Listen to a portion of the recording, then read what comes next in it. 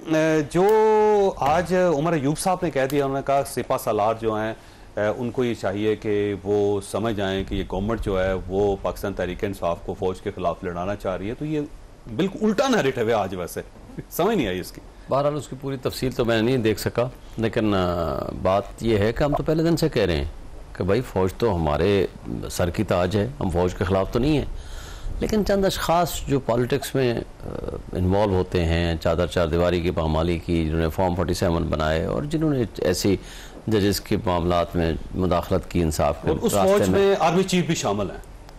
دیکھیں میں یہ نہیں کہنا چاہتا، ظاہر ہے وہ خود تو جا کر کے کسی کو نہیں کہتا، نہیں عمر ایوب صاحب نے کہا ہے نا آج، لیکن جو کچھ انہوں نے بلکہ سپہ سالار کہا، مجھے لگا جیسے یہ میاں شہباز شریف صاحب کہہ رہے ہیں۔ دیکھیں انہوں نے جو بات کی ہے وہ بڑی پازیٹیو سینس میں بات کی ہے، ہمیں اس کو پازیٹیوٹی کے ساتھ لینا چاہیے۔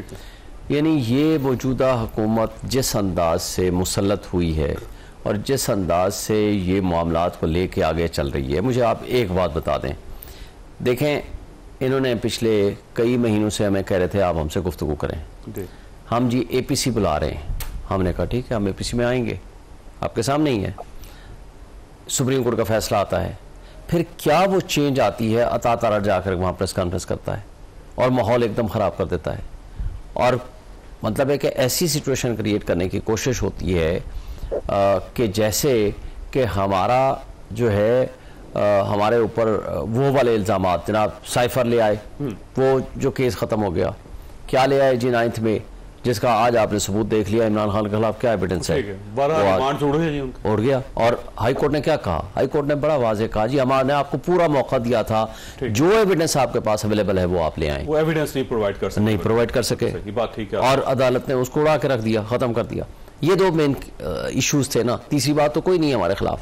اچھا اب آپ آ کر کے ماحول کو خراب کر کے آپ ہماری ایک یا عمران خان کی ایسی لڑائی پیدا کرنا چاہیں، نہ ملک کے لیے بہتر ہے نہ قوم کے لیے بہتر ہے۔ اب سپہ سالار سے یا فوج پاکستان سے یا اسٹیبلشمنٹ سے نہیں ہے، آپ کی لڑائی گورنمنٹ کے ساتھ ہے آج سے۔ دیکھیں لڑائی تو ہماری کسی سے ہم نہیں کرنا چاہتے، ہم یہ کہنا چاہتے ہیں کہ آپ حق کے حکمرانی عوام کا تسلیم کر لیں۔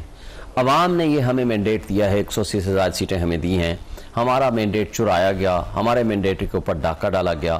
اب وہ جو ڈاکہ جنہوں نے ڈالا ہے وہ اب جو ایک ایشو کریٹ کر رہے ہیں یا جس طرح کا ماحول کریٹ کر رہے ہیں عطا تارڑ کی سٹیٹمنٹ کے بعد، مجھے بتا دیں آپ پچھلے 1 ہفتے 10 دن سے جو کچھ ہو رہا ہے یہ کہاں ہے؟ اچھا اگر ان کے پاس کوئی ایویڈنس تھی، دیکھیں 2 چیزیں تھیں، سائفر کی ایویڈنس تھی تو لاتے نا عدالت میں، صحیح بات، اور عدالت نے اڑا کے رکھ دیا، اور اگر یہ کیس مضبوط ہوتے تو عدالتیں ریلیف نہ دیتی۔ اچھا اسی طرح 9 مئی کا ایشو، اگر آپ کے پاس عمران خان کے خلاف کوئی ایویڈنس تھی تو آج لا کے پیش کر دیتے، دونوں چیزیں ناکام ہو گئیں، اور اس کے باوجود آپ کہتے ہو ہم نے پی ٹی آئی پہ پابندی لگانی ہے، ہم نے آرٹیکل 6 لگانا ہے۔ بھائی اب نہیں لگا رہے تو پھر کہتے کہ پھر وہ کس کے کہنے پہ آیا تھا؟ آپ کیونکہ سیکرٹری اطلاعات بنے ہیں، آپ کو پہلی بات تو مبارکباد ہو، آپ کے بنتے ہی گورنمنٹ نے فیصلہ کر لیا ہے کہ اب نہیں ہوگا۔ دیکھ لیں یہ میری برکت سے اس کا مطلب ہوا ہے۔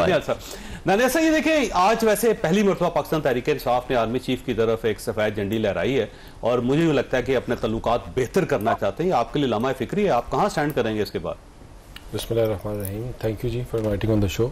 لیکن یہ جو جھنڈی ہے یہ انہوں نے آج نہیں لہرائی، یہ ہر 20 دن بعد لہراتے ہیں جھنڈی، اور یہ جھنڈی لہرا کر یہ پیچھے سے وار کرتے ہیں۔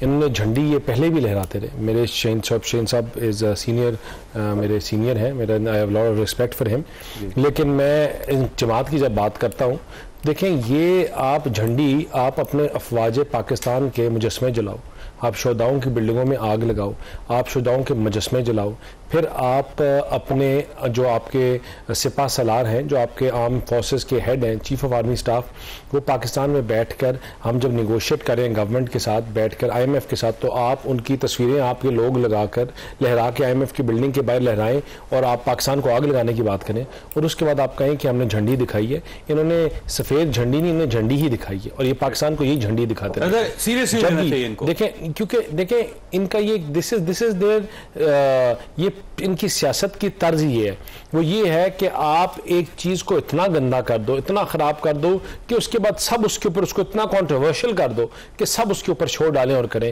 ان کی پالیٹکس بریڈ ہی نفرت کے اوپر کرتی ہے. They've grown to this point only because of hatred. اگر آپ کے اندر نفرت ہے کسی چیز کی تو اس کو ایکسپلائٹ کیا ہے، کسی کے اندر کسی اور چیز کی نفرت ہے تو اس کو ایکسپلائٹ کیا ہے. انہوں نے جس چیز کے اندر جو بھی پاکستان میں مسئلہ تھا، ایشو تھا، ان کے اندر نفرت کے بیج بوئے ہیں. اور یہ you are a student of history, you are a historian yourself. یہ نیا نہیں ہے دنیا کی سیاست میں، یہ مسولینی کے ٹائم پہ بھی ہم نے دیکھا، یہ ہٹلر کے ٹائم پہ بھی نفرت ڈالی گئی. لیکن ان کا پھر اینڈ کیا ہوا؟ کسی کو لٹکایا گیا اور کوئی چیمبرز میں مارا گیا اور جن کو ملے ہی نہیں. یہ پاکستان کو جب بھی پاکستان مشکلات میں ہوتا ہے، جب بھی یہ ملک پہلے ہم جب چائنا کے ہماری پچھلی گورنمنٹ تھی، چائنا کا اسٹیٹ پاکستان میں پریزیڈنٹ آ رہا تھا، انہوں نے ڈی چوک بلاک کر دیا، دھرنے دے دیے، پاکستان کو بند کرنے کی بات کی، آگ لگائے، کنٹینرز کے اوپر کھڑے ہو گئے. آج پھر جب ہم بیٹھ کر کے پاکستان کے لیے نیگوشیٹ کر رہے تھے، اس پاکستان کے لیے جن کو ضربے انہوں نے لگائی، 4 سال پاکستان کو چاقوؤں سے زخمی کرتے رہے. اور پھر جب ہم مرم رکھ کر اس کو IMF کے پاس لے گئے تو یہ ہاتھ اٹھا کے دعائیں کر دے کہ پاکستان دیوالیہ ہو جائے، پاکستان بینکرپٹ ہو، پاکستان کے ساتھ کوئی بیٹھ کے مذاکرات نہ کرے. اگر ان کے اندر اتنا ڈر تھا ملک کے لیے تو تب انہوں نے سپورٹ کیوں نہیں کیا؟ پھر پاکستان کے لیے کیوں نہیں کھڑے ہوئے؟ یہ ان کے لیے پاکستان کے عوام اور پاکستان کبھی بھی ایک پریورٹی نہیں ہے، نہ ہو سکتا ہے. اب یہ سپہ سالار کا نام لے رہے ہیں تو خوف زدہ ہو گئے ہیں یا یہ سمجھتے ہیں کہ مذاکرات کر کے پاکستان کو بچانا چاہیے؟ صورت خراب ہے اس وقت. دیکھیں your actions speak louder than words, ٹھیک ہے نا. ان کے ایکشنز بتائیں گے کہ if they are serious about it or not. their actions will tell کہ آپ دنیا کی کوئی ایسے ملک نہیں ہے جس میں آپ کے افواج شہادتیں دے رہی ہوں، اپنے ملک کے لیے دے رہی ہوں. یہ جب پاکستان کے افواج کو کمزور کرنے کی کوشش کرتے ہیں یا بات کرتے ہیں تو حقیقت میں پاکستان کو کمزور کرنے کی بات کرتے ہیں، پاکستان کی اکانومی کو کمزور کرنے کی بات کرتے ہیں. اور اگر یہ سیریس ہیں تو آپ کو نظر آ جائے گا. پھر یہ کہیں گے کہ جو فلاں چیزوں میں ملوث ہیں ان کو لٹکاؤ، دو اندر کورٹس کو خود اپلیکیشنز دیں گے. کہیں گے کہ اگر ان کو ان کے خلاف ایکشنز لو، جن کے خلاف ویڈیوز ہیں، اور اگر نہیں کریں گے تو آپ کو سامنے آ جائے گا کہ پھر یہ دوبارہ جھنڈی ہی ہے. اچھا پرائز صاحب، یہ کل آپ بھی مظاہرہ کر رہے ہیں اسلام آباد کے اندر اور پاکستان تحریک انصاف بھی کرنے کی کوشش کر رہی ہے، لیکن مجھے لگتا ہے کہ اجازت دونوں کو نہیں ملی تو آپ بغیر اجازت کے بھی یہ مظاہرے کریں گے، اور اگر مظاہرے کریں گے تو کتنے دنوں تک کرتے رہیں گے اور آپ اس سے کیا اچیو کرنا چاہتے ہیں؟ بسم اللہ الرحمن الرحیم. ہم نے تو بہت واضح اپنا اعلان کیا ہے کہ ہمارا یہ دھرنا عوام کو ریلیف دینے کے لیے ہے.